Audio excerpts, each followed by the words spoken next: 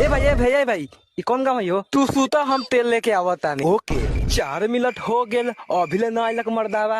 ए भाई भाई ये कौन गाँव है हो? तू सूता हम तेल लेके आवता नहीं।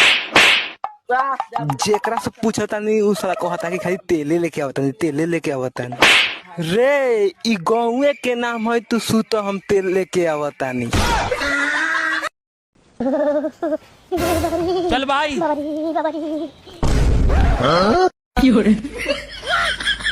अबे साले हमारा बारात वाला गांव किधर गया? अरे भाई इधर ही तो था कहीं पे। इधर ही है, इधर होगा, इधर चल चल चल। अबे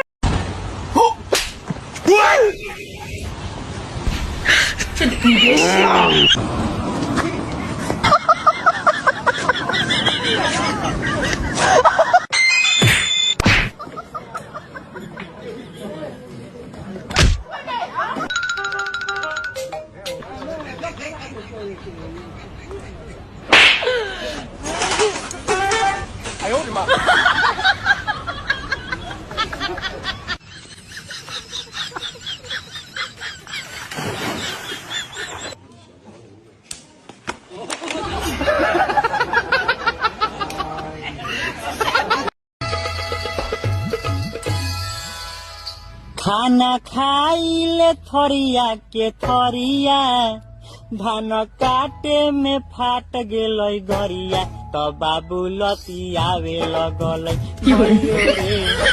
बाबू लतियावे लगलै। गाइस मैले पनि त मेहनत गरेको छु।